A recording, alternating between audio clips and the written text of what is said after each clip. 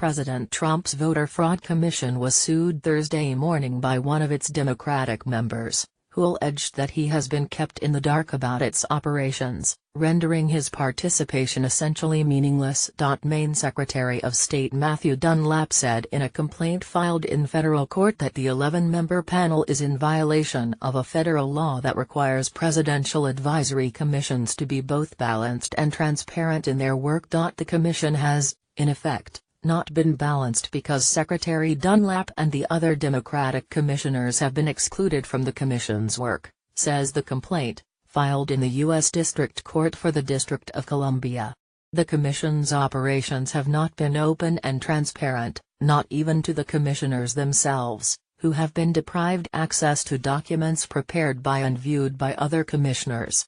Democrats on Trump's voter commission say they're in the dark about what it's doing. The lawsuit is the latest drama for a commission that has proven a magnet for controversy since its launch in the wake of Trump's baseless assertion that he would have won the popular vote in last year's election if he hadn't been thwarted by as many as 5 million illegally cast ballots. On August 1, a federal judge declined to block the president's voter fraud commission from collecting voter data.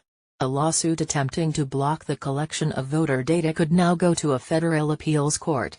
Patrick Martin / The Washington Post. The 11-member panel, which is nominally chaired by Vice President Pence and is formally known as the Presidential Advisory Commission on Election Integrity, has met publicly twice, in Washington in July and in New Hampshire in September. A third meeting has yet to be announced.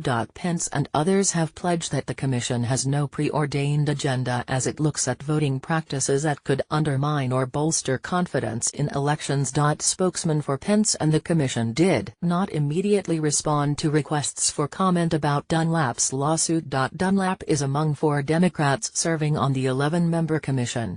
A fifth died last month. In fact, the commission's superficial bipartisanship has been a facade, Dunlap says in the suit. The commission has, in effect, not been balanced because Secretary Dunlap and the other Democratic commissioners have been excluded from the commission's work. The commission has been targeted in at least 8 other lawsuits seeking to curb its operations or make its deliberations more transparent.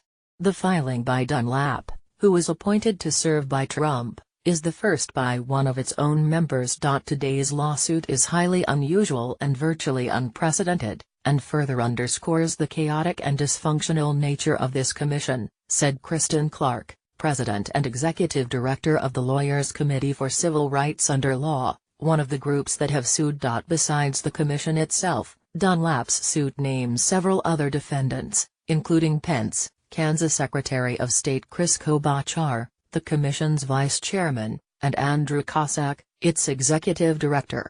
Last month, Dunlap and Alan King, a probate judge in Alabama and another of the commission's Democratic members, wrote separately to Cossack, demanding basic information such as when the panel might meet again, what kind of research is being conducted by its staff and when it might send a report to the president. The commission continues to review information obtained during the last meeting and will keep all commission members updated should further meetings be scheduled, Cossack said at the time. In a late October email from Cossack to Dunlap, shared with The Washington Post, Cossack mentioned the 8 lawsuits as a factor weighing on the commission. The panel was rattled last month by the arrest of a staff member on charges of possessing child pornography.